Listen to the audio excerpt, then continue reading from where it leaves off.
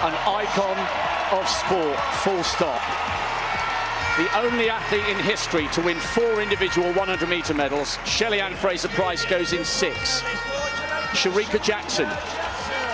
Could she steal the thunder from her 2 more decorated, famous compatriots? She won the Jamaican national champs in 10:77. Marie-José Tarlou, the veteran from Côte d'Ivoire, 2 silver medals in London. That was 5 years ago, but she proved in the semis she's still at the peak of her powers. Jackson. And think about this, Otto. Shericka Jackson started out her career as a 400-meter runner. No one saw this coming. No one saw that she would step down, much like Fred Curley did, and run the 1-2 and be so dominant. And I really think that is what has paid off for her in this 200-meter discipline. She is by far the strongest in the field. She has the experience of the 400 meters, and she uses it to her advantage. I definitely feel like she was disappointed from that 100, and she came out here on a mission. This is the largest margin of victory that we have seen in this event since Allyson Felix in 2007 Worlds at Osaka won by .53. This does not happen often, Ingram. But I'm glad that she's trying. I wondered when I saw the officials around her if she was feeling ill, which is quite different than having a cut on your hand. You don't want any distractions, but that's certainly a lot better. And again, one of the main courses. We've seen some big PBs so far. So here we go in lane number 1, Brianna Williams. Yeah, youngest ever Olympic medalist for Jamaica. With the 4x1, got gold in Tokyo, the double world junior champion back in 2018. Lane 2, Sasha Lee Forbes representing Sprint Tech. Yeah, Sasha Lee Forbes, a big star for Sprint Tech, trains with Maurice Wilson, has done 10.96 rather, 11.03 in the heats. She's ready for a big final. Lane 3, a massive personal best in the semi-final, Tia Clayton from MVP Track Club. Yeah, she is stupendous, 10.86. No 19-year-old in Jamaica's history has gone faster, and she shows up in big form. With her sister, her twin sister, cheering her on from the sidelines. In lane 4, one of the big guns in world athletics, Shericka Jackson. 10:65. She's the 3rd fastest Jamaican woman in history. She's the defending champion and has gotten the silver medal last year in Budapest. Shericka Jackson, the superstar, ready to defend her national championships.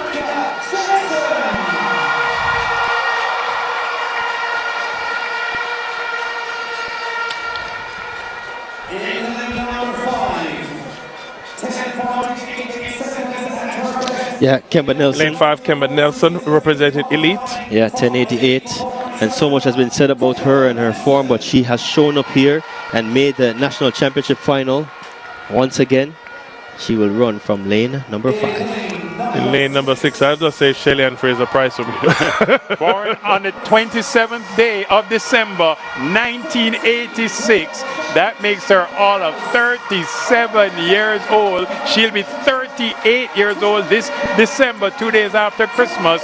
She has won 3 Olympic Games, 10 World Championships, 4 Olympic silver medals, 5 times Diamond League final winner, the greatest of all times at 100 meters. In lane 7, also from MVP Track, Natasha Morrison. No, Natasha, there's no party without her. She always finds herself in the mix. She World Championship finalist back in 2015. And rounding out the field from Nike, Alana Reid. She trains with Shakira Richardson and the top 3 girls who finished 1, 2, 3 at the U.S. Trials this year. She is Jamaica's national junior record holder at 10.92. This is spectacular. A spectacular field that Jamaica delivers. Please. The fastest Jamaican this year, though, 10.86.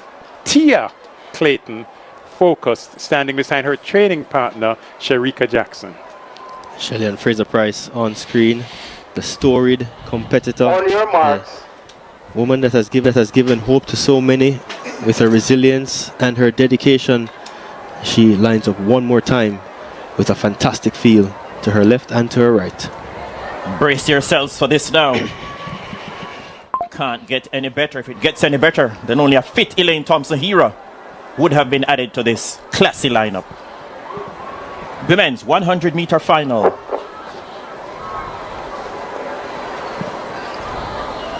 Great anticipation around the National Stadium. Set. And across the globe. Set. Bang, away they go. Kemba Nelson, Fraser Price got an excellent start. Tia Clayton is running the race of her life. Shericka Jackson turns on the afterburners now. Spectacular performance. 10.79 the flash time. Shericka Jackson, big performance on the big occasion.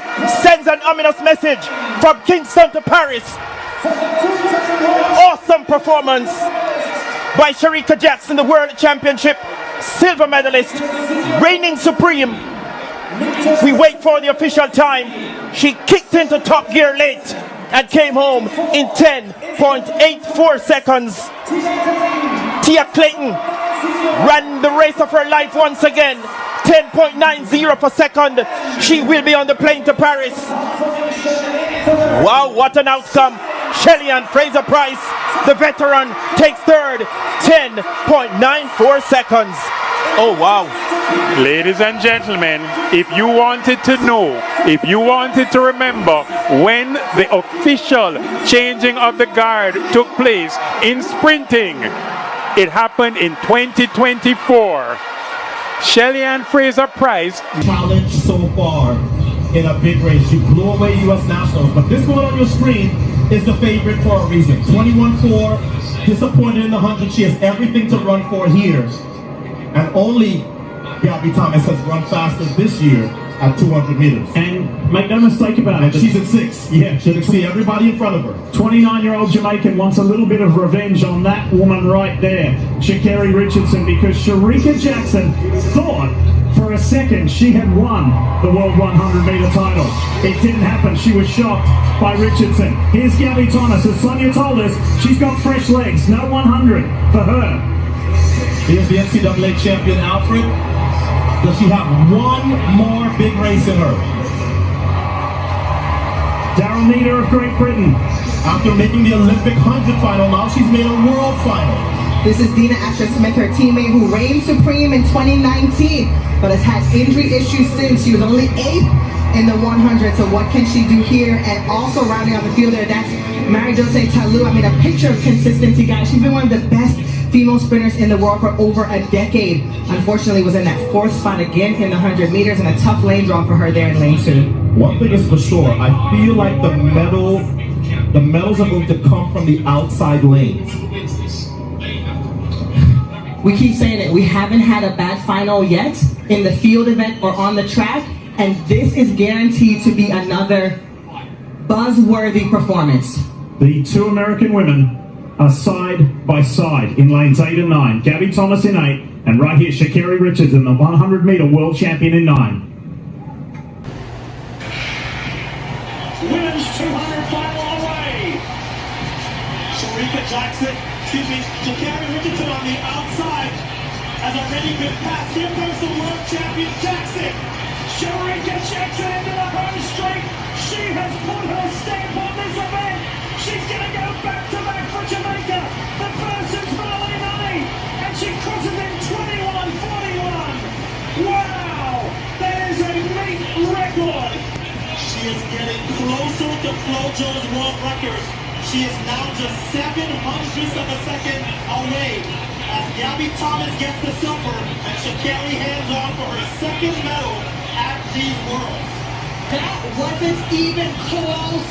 Second medal at these Worlds. That wasn't even close at all. And I could tell the way that she ran 100, she was in the middle of the track, all of her chief competition in front of her, she executed to perfection.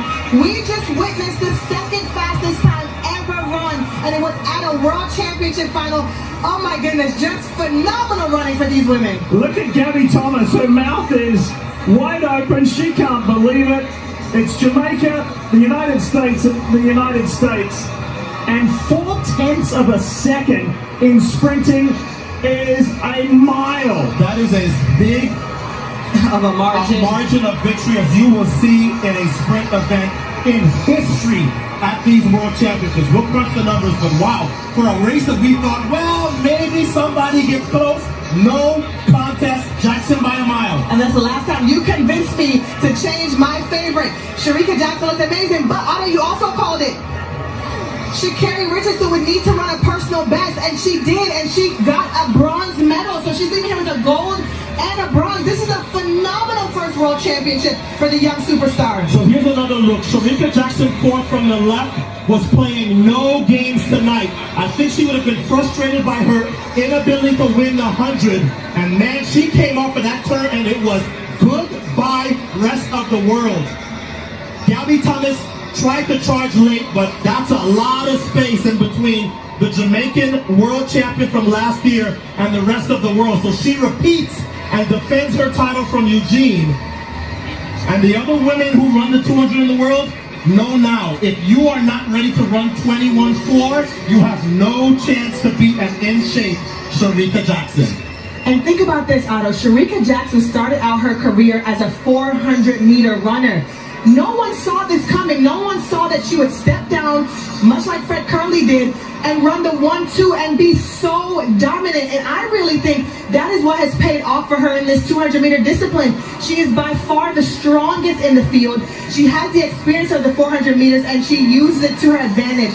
I definitely feel like she was disappointed from that 100, because she came out here on a mission. This is the largest margin of victory that we have seen in this event since Allison Felix in 2007 Worlds at Osaka won by .53. This does not happen often. Ingram Miller also had a big win by .45. I sometimes do feel like we are not giving flowers to these legends that we have in our black countries.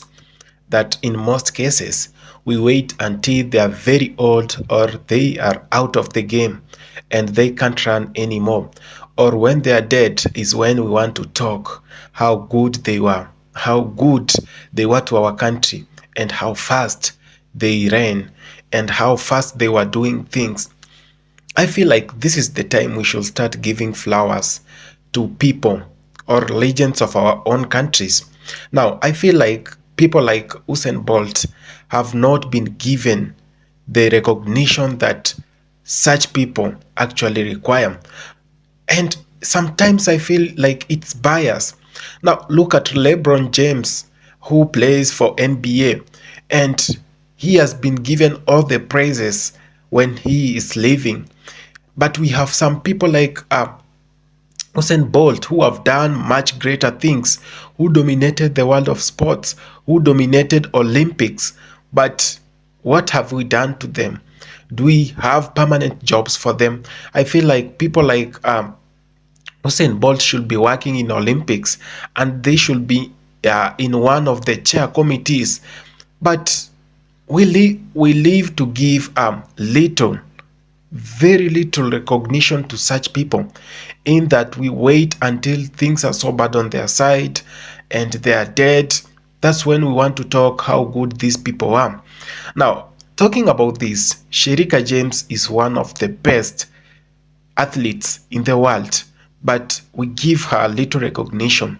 Now, I do not know if Jamaicans accord her with respect, because she brings much respect to that country, and she has made her country to be recognized well in the world of sports. Now, just from London Marathon to Boston Marathon to Olympics, we've seen whatever she's doing. Just the other week, she was dominating the 200-meter race, but because we are used to her winning, we are used to seeing her carrying the flag, and we are not used to seeing her lose. It's like a normal thing, and we no longer want to recognize them, because we only talk when they fail. But when they do our countries proud, we feel like it's their responsibility. There are so many people who go there to represent their countries, those people who Shericka James actually defeat. There are so had the same ambitions as her. They went there to represent their countries and win, but they never won.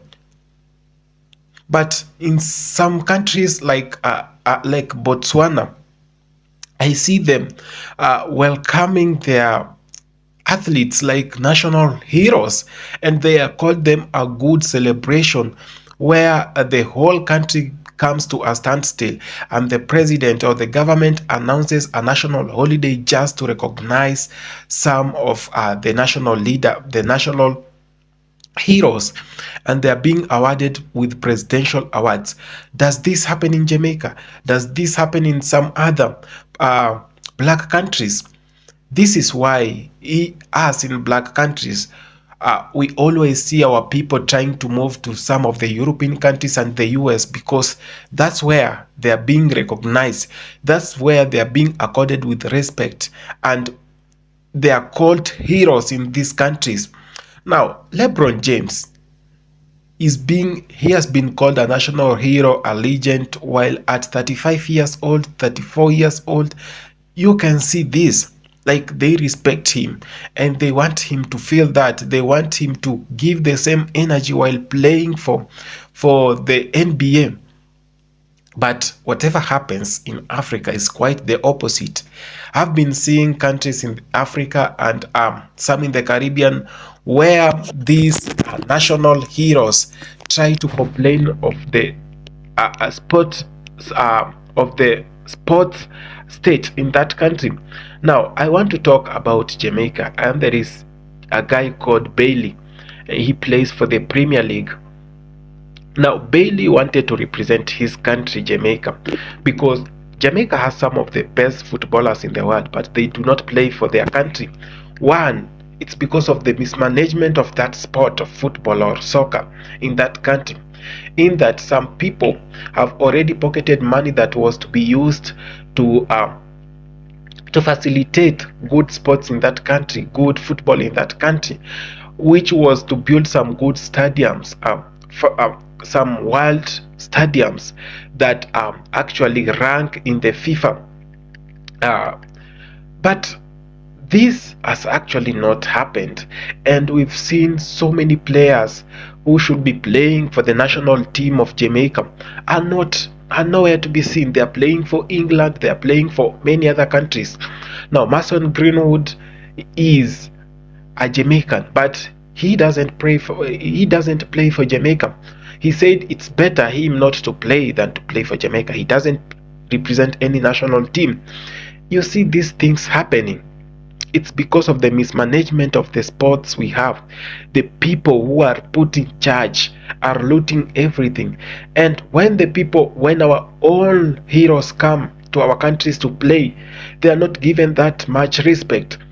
I saw in a state, in a country in Africa, where the players, the national football team players, had nowhere to sleep. They had no transport. Transportation means this one actually exposes the evil and the rotten things that are happening in our own governments, in that our own national heroes cannot even be accorded with respect, but we claim we want them back. How many African players are playing for France? How many Caribbean players are playing in France? You can see, and you ask yourself, we want to judge them so harshly because they have moved away from our own countries. I've seen people in my own country, athletes from my own country, representing the US, representing Australia, representing the UK, and so many other countries. Why should they do so? I've seen my football players from my country representing Belgium. Why should they do that? It's because they are not actually being respected while representing their national flags of their motherland, and they are being mistreated, and no one wants to care. I'll tell you a story of Zinedine Zidane, one of the greatest midfielders of all time. Now, Zinedine Zidane comes from Algeria, and when he was young, his father once went to a training camp in their country, and he asked for a chance for his son. And the coach really asked for some cash, and he said, you know, your son cannot play that well, so you have to pay me something for me to allow him into the national team. Now, Zinedine Zidane, knowing his quality and knowing his worth, said, no, you shouldn't pay anything for me to go and represent my country. Instead, I'll represent France where I live. Now, he became the captain of France. He played so well for France until he's named one of the greatest legends in the world. That could have happened in Nigeria. We have Karim Benzema. We have so many big names. We have Kylian Mbappe. We have so many big names that could be playing for Africa. All these stars that we see, the superstars, the megastars of the world, come from Africa. But why are they not living in Africa? Why are they not representing Africa or the Caribbean or these black countries? It's because of the rotten state of our economy, the rotten state of the sportsmanship we have in our own countries. So this is the time we as the people of these black countries should come out, condemn evil against our own national heroes, accord them with respect. Even if they fail to represent us well, let's just respect them. Let's motivate them, because that's the greatest thing we can do. Brothers and sisters, we are going to lose so many national heroes if we continue behaving the same. We've behaved the same for the longest time. We've lost so many national heroes. Now go to Jamaica, they have so many national heroes. Bob Marley, Usain Bolt, Shericka Jackson, and so many others. My question is, are they accorded with the national respect they should? I feel like it's even good to have a national holiday just to celebrate the living national heroes, so that when they die, we do not act as pretenders to give out big speeches, long speeches, but with meaningless words. So this is the time. Let's wake up. Let's support our own heroes. I feel like Shericka Jackson is doing something good to represent the country. We should support her. Thank you so much for having taken your time to watch this video. One love, black brothers and sisters.